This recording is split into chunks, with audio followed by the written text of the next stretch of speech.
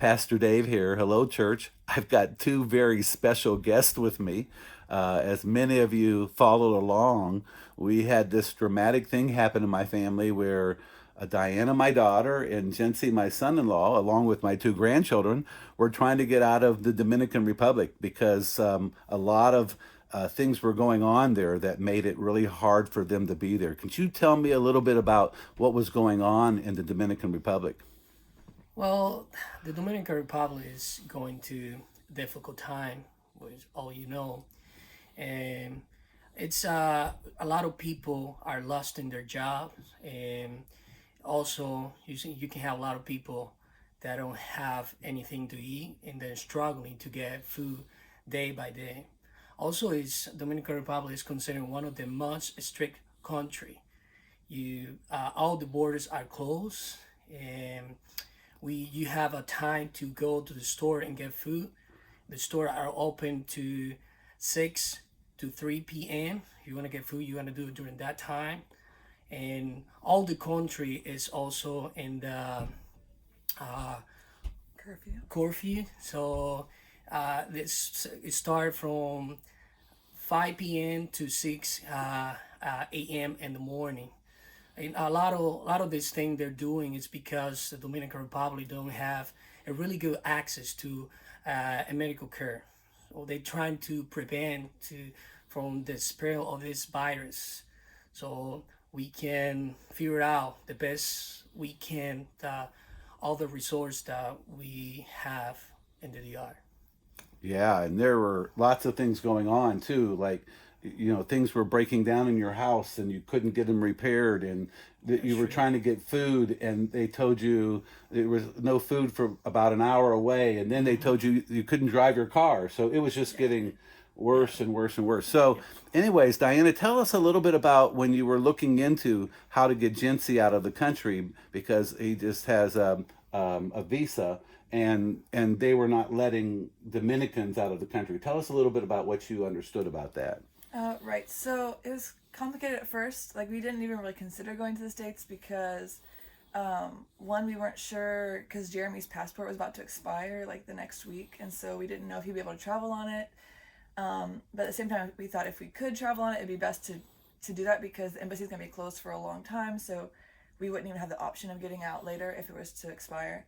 But then the president had, like Jency said, closed down all borders.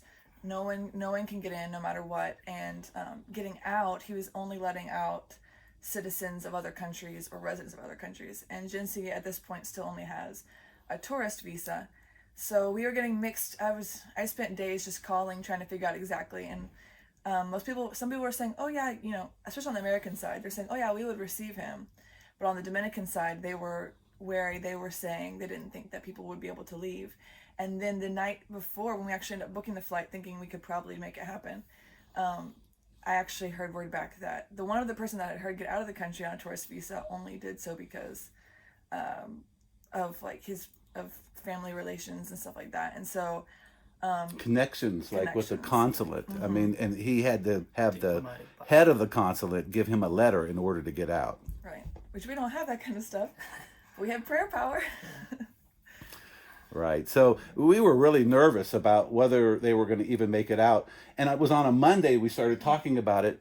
By Tuesday, they were going to try to come here, but then there was a thing about finances. And you talked to a friend of a friend. We were just talking to our friends and we were thinking about it, and they between also people from your church and then people from the people that we don't even know, all this money started flooding in. Within about an hour, we had for all the money for the flights for our family to get out. What So a miracle. What a mm-hmm. miracle. All the money to be able to come. And then you had that Tuesday in which you were coming and you had to go through different types of checkpoints. Yep. And the first checkpoint, I think, was at Delta. And I remember you Mm-hmm. getting through at the checkpoint at Delta. And honestly, it felt like old times when in Eastern Europe you were trying to smuggle Bibles through, and the Bibles were in plain sight, and somehow the guards didn't see it. And here, Jincy was not supposed to get through without maybe a special letter, and they let you through that first checkpoint. Yeah, we were anticipating having to be there for like an hour and making phone calls to the embassy. Like we were ready. We came knowing that I mean, first and foremost, asking for prayer and just seeing people, like all those people commenting and writing and saying, we're praying for you, we're praying for you.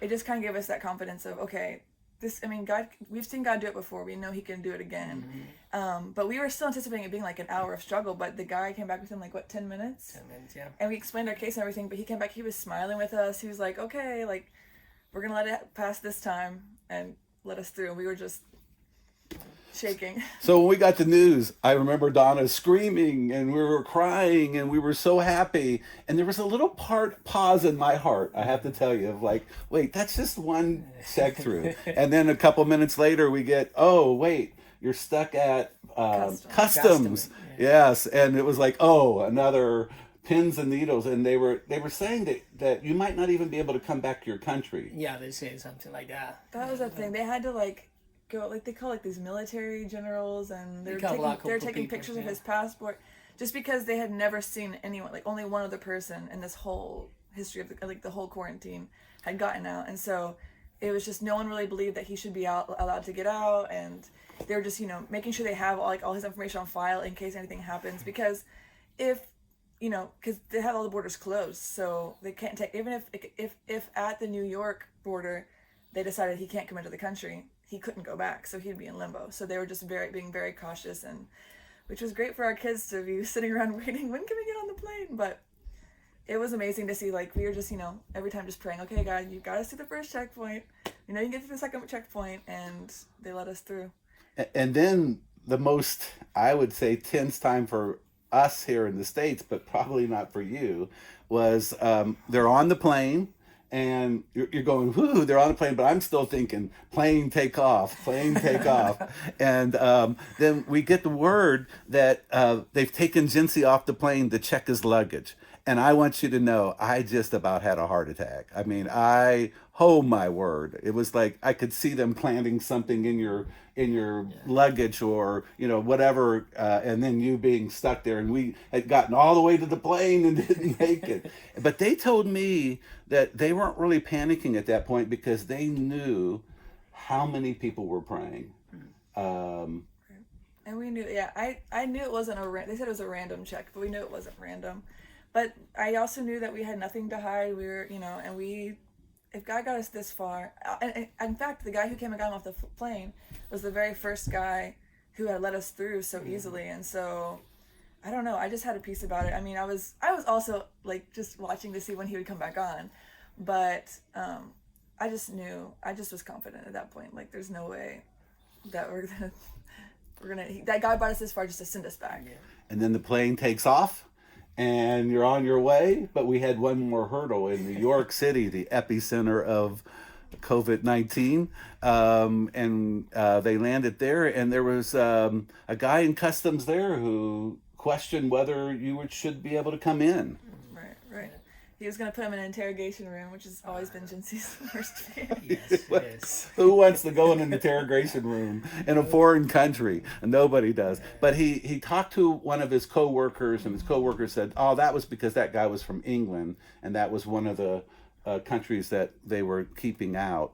And so then we had this wonderful time of being united together, and now they've been here since. And it reminds me of the verses in Proverbs where it says, trust in the Lord with all your heart, and don't lean to your own understanding. In all your ways acknowledge him, and he shall direct your paths. And I just feel like your paths were directed.